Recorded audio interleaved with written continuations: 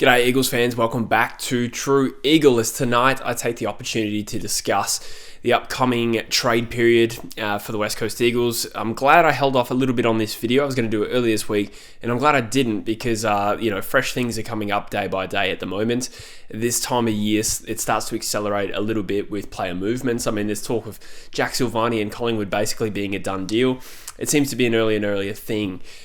And certainly, I'm sure I'm one of the Eagles fans out there whose attention has kind of turned past the last 5 weeks of this season. I hope the players aren't feeling that way, but I'm a little bit worried about how the rest of the season unfolds. But naturally, I have to take a moment to think about what's coming up for us in October and, of course, November with the trade period and then the draft. So there's a bit going on. And it's a good thing, really, because we are certainly needing to be very proactive this offseason. And thankfully, we've got some things going for us. Well, mainly a good draft hand. We have a strong draft position, and we have some resources there to improve our list. And I suppose over time, particularly watching how this season has gotten, maybe not worse and worse, but we've had an emotional couple of weeks, and we're now likely to finish the season with one win. It's sort of reaffirmed this belief I have that we probably need to balance our attack on the draft with trying to improve the team right now. So, last year we probably got that balance wrong. I supported the moves for Baker and Graham in theory, and always in isolation. I wouldn't have been against it had that deal taken place in a much different fashion. I did criticise the way we went about that particular trade. Anyway, we've said enough about that already. This year, I am all on board with us taking a balanced philosophy of trying to improve our best 22, even if it's only for a few years, and also hitting the draft. And unlike last year, I believe there's a possibility we can get a few best 22 players into our team and still have a really good haul in terms of the draft as well. So let's go through player by player, I suppose. Players who are either going to join or leave West Coast at the end of the year. I suppose we've got to talk about Harley Reed. I probably missed the boat not making this video earlier, but it's still relevant because Harley Reed, it seems, now he's ruled out for the year. We may or may not get an answer on this soon, but it seems to have hit a point where it's, a decision is probably going to be imminent, one way or another.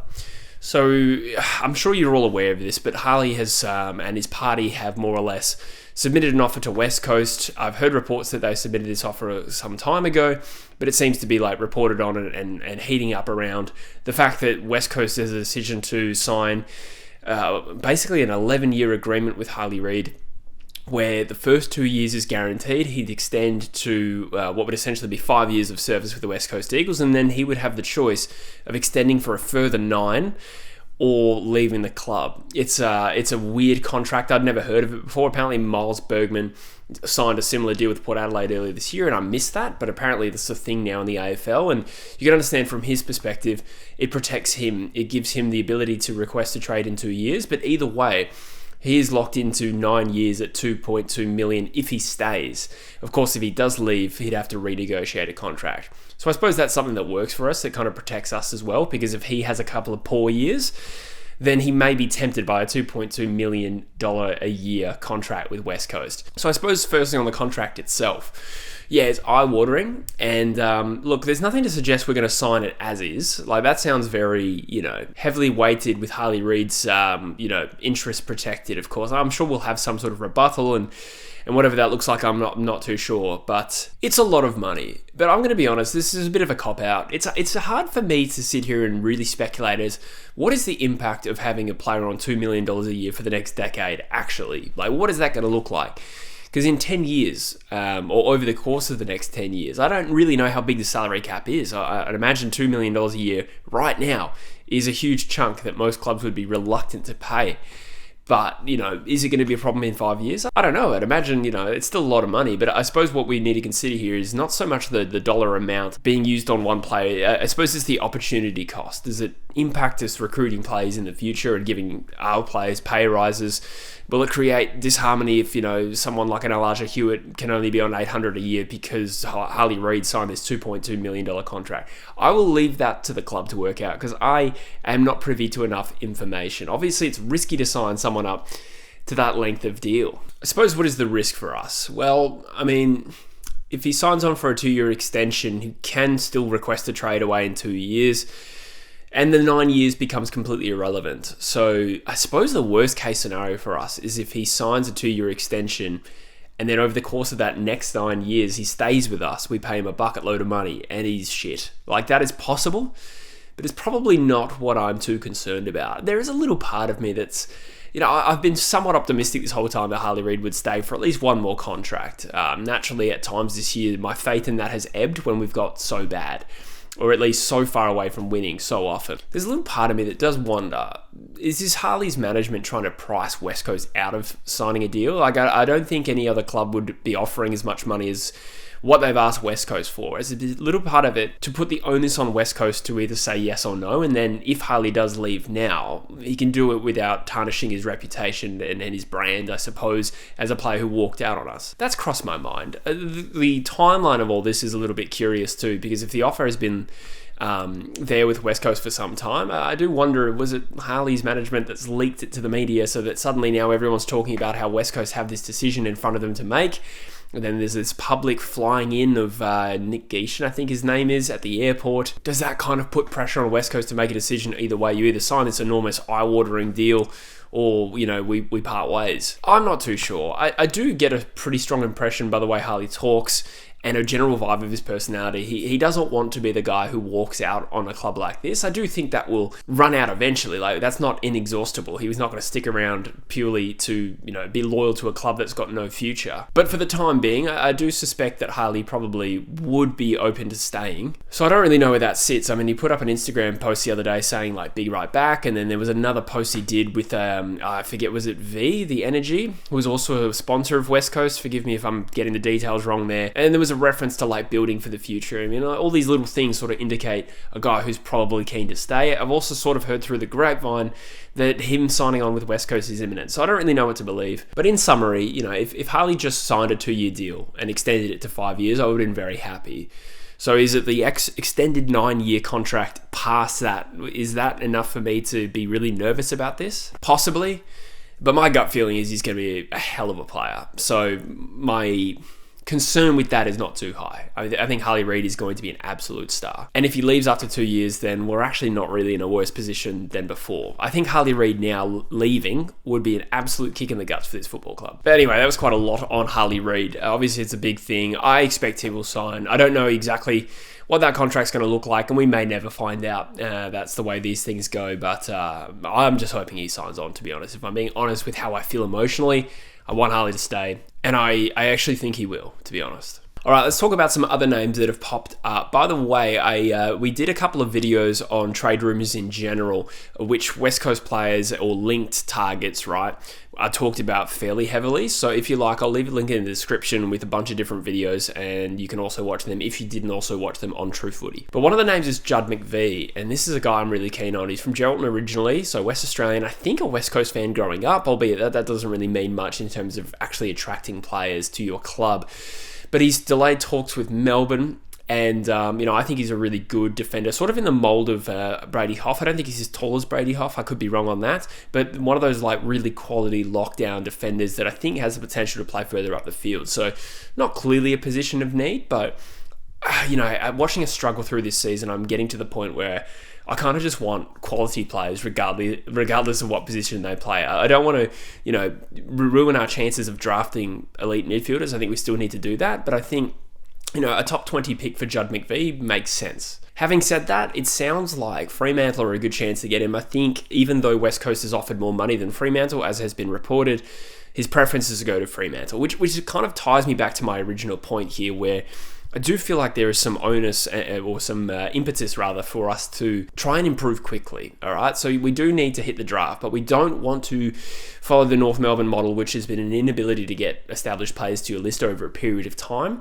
and just hoping that your draft picks rise to the top over time. I think there needs to be a bit more of a balance at this point. That is how far back we are at the moment. So if there's a player in Judd McVey who supported West Coast, who's getting more money or offered more money reportedly to join West Coast, and he still wants to go play for Fremantle because of their on-field team, they're a bloody good team at the moment, or a pretty good team, with genuine like immediate hopes for success in the short to medium term future. Like, I'm not saying we need to trade our way to getting to Fremantle's level in the next couple of years, but this is the benefit of being, not a one-win team. And I do think it probably cost us with Chad Warner. It sounds like where he was seriously considering coming home to Western Australia, we would have been a decent chance in that race. Fremantle, I think at the time, we're still sort of hoping to get Cozzy Pickett, so it seemed like it was West Coast or Sydney for Chad Warner, and I don't think he was keen on the career risk that it would have been to come and join the West Coast Eagles right now, so we'll revisit that in a couple of years. But I guess back on Judd McVey, I'm really hopeful that we stay in this hunt, even if it seemed like a less than 50-50 chance we are realistic for him. Then there's Brendan Starcevic, a premiership player with the Brisbane Lions Footy Club, a medium-sized defender from East Perth, originally recruited, and there has been some link to returning to Western Australia. What I've actually heard or read around a lot of these top teams at the moment, the same applies for Darcy Cameron, who we'll talk soon about, but there does seem to be a salary cap squeeze for some of these teams, and Starcevic is one of a few players it seems is not getting paid what he could potentially get. Certainly at West Coast, you'd think he'd get a pay rise versus at the Brisbane Lions, right? Which has created these opportunities. So Starcevic as a free agent this year, and this is still a complicated issue for us because the elephant in the room is obviously that Oscar Allen is likely to go the other way via free agency. So this wouldn't be a trade, you wouldn't think. They're free agents, so they can actually just sign directly with either club, and those clubs get compensated by picks generated by the AFL basically. So why this is complicated is if we lose Oscar Allen to the Brisbane Lions and say generate pick 2, which seems to be what's expected at this current point in time, how the free agency compensation works, if you're not aware, is they actually look at your net in versus net out for that off season. So the fact that we got Brandon Starcevic, hypothetically, as a free agent, actually negates the loss of Oscar Allen. So I'd imagine we still get something from the AFL in that point of view, but it would cost us pick 2. We absolutely would not get pick 2 if we signed Starcevic as a free agent, which means that he'd have to be traded for. Now, again, we are in a position to hold a lot of picks in this year's draft, so again, from a talent point of view, yes, it makes sense he'd walk into this team and certainly bump probably Tom Cole off the list. And so this would be a big trade in terms of Tom Cole's future, who is out of contract as it currently stands. Same thing applies for Jaden Hunt. I think Starcevic walks into our team, and we do need quality players of any type. So I'm actually not too concerned about that part. There has been some suggestion of concussion issues. I have read that he's had multiple in some places. I've read that he's had one in another. But either way, there is talk about it. So there is some degree of perceived risk. So the way we would try and get this done, assuming West Coast wants to get it done, and I have heard actually the West Coast have been into Starcevic for a number of years now. I made a video about it last year, if I'm not mistaken. What we could do is force a trade with the Brisbane Lions, so we can trade for a free agent and give them something. So what that exactly is, I'm not actually sure, because from one point of view, Starcevic would be worth a first-round draft pick to trade for. He's a damn good defender. Brisbane is in the same situation as us, because if they sign Oscar Allen as a free agent and we sign Starcevic as a free agent, we might get something from the AFL. The Brisbane Lions would absolutely not. So we could offer them something in a trade, and maybe we could get a little bit less than market value. I hope that makes sense, but there's a way to do this where we can give Brisbane something decent, but not necessarily offer, a really valuable pick. Let's talk about Darcy Cameron. We've talked about this one a lot this year. Certainly the media has, and it's kind of ebbed and flowed, and I've heard, Darcy Cameron would never leave Collingwood, and then I've heard, he really wants to get back to Western Australia. Even though he's from Albany, there seems to be some allure of playing in Perth, and you wouldn't think that would be the Fremantle Dockers. So Riley Beveridge actually said on Gettable, if I'm not mistaken, I read this, so it's third-hand information, that Darcy Cameron is seriously considering West Coast.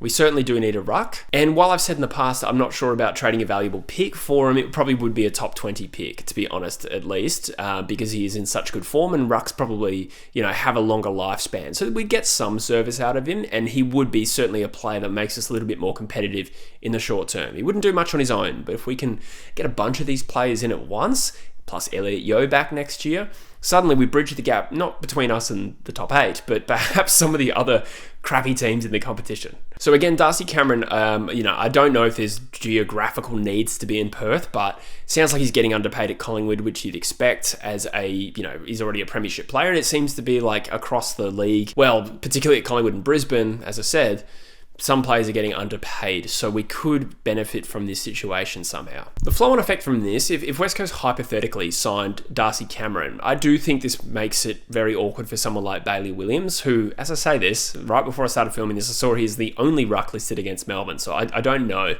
But you'd imagine there'd be some doubt around Bailey Williams and his future at AFL level. I suppose you could say that maybe Cameron and Williams worked better as a duo than, say, a Cameron and a Flynn. I think that makes sense too. But I also really like Jack Williams, who plays better as a ruck forward anyway, in my opinion. So I do think just something to consider, if we trade in a ruckman, what does this mean for Bailey Williams? Over the last couple of days, I've also heard some suggestions for, I reckon, the third season in a row, that Liam Ryan is gettable.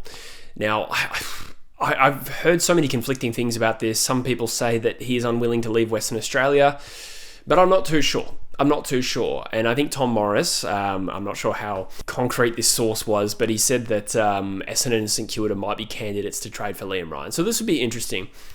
I am unwilling to give up an established senior player who is somebody who gets a lot of credit from our younger Indigenous players on the list. When they talk about their role models at the footy club, it's usually one of TK or Liam Ryan. So that is something we'd be losing as well with Liam Ryan. In addition to the fact that, if he's one of the only good field kicks we have in the team, I think it would be a little bit awkward for us.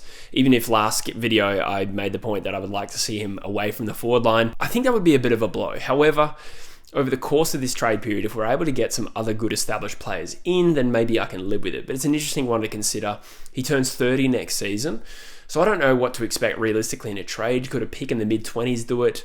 That's probably fair. He's not an elite player anymore, to be honest, and he's 29 as it currently stands, but I can't imagine him going too much cheaper than that. Now, there's one other name that I talked about on the True Footy, the live show, and then in some videos as well. There was a little bit of a murmuring, bubbling away rumour that West Coast is having a crack at trying to get Loy Neil to join them as presumably a player, but I wondered if this could be a playing into coaching role like we did with Sam Mitchell and, of course, Drew Petrie as well. Now, I don't think there's much chance West Coast is even successful. That's assuming that we're actually trying to get him. I've heard it in 3 half-credible places. To be specific, I first read it on Big Footy, kind of dismissed it. Then the Hardball Gets podcast, Xavier Ellis mentions it, suggests he's kind of heard something. Then Sam McClure on Tradies says that there's a captain at his current club who is likely to leave at the end of the year and part ways amicably. And I think it just makes sense that it would be someone at Brisbane or Collingwood, or maybe Carlton, it's Patrick Cripps, and hopefully to us. But anyway, I'm just setting the scene for how this is sort of bubbling away a little bit. But tell you what, how good would that be? I know he's an ex-Docker, but thankfully he's had all his success away from the Fremantle Footy Club, as has everyone else. So, someone like Loy Neil with obviously his success record, his position that he plays as a clearance midfielder, what would he get out of it, I suppose, to join West Coast? Well, if there's any desire to get back to Perth, he probably has a better chance of getting better money at West Coast. So there's the Perth factor, if that means anything to him. I think his wife from Perth, right? He'd get more money at West Coast. He'd get some years at West Coast, and then he could phase that into a coaching career. So there's a few things we can dangle in front of someone like a Loy Neil to get him over, but that would be a great veteran signing like we did with Sam Mitchell. Obviously, Sam Mitchell left, but we won a flag in that very short period. But I don't know, something to consider. I won't probably delve into it too much more until we hear a little bit more about it. It may just come to nothing because I feel like I'd be pretty surprised if Loy Neil's keen to come to the West Coast Eagles, but gee. So just the leadership and the experience of having someone like a Loy Neil and Elliot Yeo back next year as veterans just to support what we've got in there at the moment, and maybe some draft picks coming through as well. I would feel a lot better about our situation. There's been talk of a potential pick swap with the Gold Coast Suns. I think this has been pretty well documented. The idea is that the Gold Coast Suns would give us a couple of first rounders that they hold, which is currently 8 and 11, or at least it was last week. That was when I last looked at it. I think it's 8 and 11, and there's no point getting bogged down into what it currently is. But I think it's someone else's and the Port Adelaide Footy Club. I think that's the picks that the Gold Coast Suns have. So either way, I would like to say on record that in theory, I'm actually pretty down for this. I am one of those draft watchers who is a little bit wary of all the top prospects in this draft from a West Coast point of view. Guys like Willem Dersma, Cooper Duff Tyler, Dyson Sharp, I'm not super keen on picking one of them in particular. Some of the guys I like are a little bit further down. And broadly speaking, I think unanimously there is considered an evenness to the top 15 or so. So last year we got it wrong by trading 3 down to 16, but I was open to trading down last year, just not that far. So if it's hypothetically 2 for 8 and 11, we're doing really well there. Considering as well, that's assuming Oscar Allen goes and generates pick 2 compensation, we would also have 1. So we'd have 1, 8, and 11. And then we'd have Hawthorn's first rounder, which I think probably comes out at like 15 or 16 after the compensation picks. And then I think our own second rounder would in theory be like 21. This is before you would consider academy bids or anything like that, just the free agency stuff. Then 16 and 21 could be used for established players like a Darcy Cameron, like a Brandon Starcevich, and we would still hold 1, 10, and 11 or whatever it's going to be after the compensation picks come through. So there is a scenario here where we land some quality established players, even on shorter term deals. Short term being like you'd like to get 3 to 4 years out of some of these guys, maybe 4 years out of Cameron and maybe 2 or 3 out of Neil. And then Starcevich, presumably for about 6 years, you'd think. So there is some longevity to that, but we'd also hold 3 first round picks. It's also come out the Eagles might ask for, draft assistance in terms of an assistance package. We call it a priority pick. It doesn't necessarily have to be a pick. I have also said in recent times on the True Footy YouTube channel that I would love West Coast to get some help with list spots. I reckon a couple of extra list spots allows us to hold on to an extra veteran or two, or perhaps someone like a Campbell Chester if you feel that way. Maybe not necessarily him, it's just an example, but maybe we keep Jamie Cripps to play in the Waffle next year. I think that sort of thing helps, and it allows us to maybe trade for some players, get access to our academy talents without having to choose between too many, and hit the draft hard. And I don't feel like that is a big disadvantage to the rest of the composition, but it helps a team that is really struggling and could really use those list spots. So hopefully we get some assistance from that point of view, and this all becomes a little bit easier. But there's some genuine options there. There's no A-grade midfielders coming home at the moment. Chad Warner obviously signed with the Sydney Swans, but there's lots of little moves we can do to hopefully be a more competitive team next year. Some other names I'd like us to look at, I believe Angus Sheldrick re-signed with the Sydney Swans, and Neil Erasmus is not going to come to West Coast. Like Fremantle and West Coast don't trade, so I've given up on that one as well. But guys like Ned Moyle or Max Noble, couple of rucks at the Gold Coast Suns as fallbacks if we miss out on, say, Darcy Cameron, for instance. Alex Davies as well is another midfielder at the Gold Coast Suns, former first-round academy pick, played on the weekend last week and had like 35 touches or something like that. So just scouring the Gold Coast Suns and these quality sides for fringe players who can't get games. So that is absolutely something we should be doing. And as a big-bodied midfielder, he would seriously help out. I've also seen that Jesse Motlop is out of contract still. So I actually wonder why he hasn't signed up yet. I did not get the impression he was gettable at all, and I don't think he's been discussed at all. But according to FootyWire, he's out of contract. Yeah, in theory, I'd be keen. But until we hear about it, I probably won't get too excited. But that's all I got for you at the moment, guys. Let me know in the comments, your thoughts on anything I've said here. We've had a long chat about the draft and trade period, and I'd imagine there's a lot more of these videos to go. So for now, let me know in the comments what you think. I'll see you after the Melbourne game. Hopefully it's not a thrashing. Up the Eagles.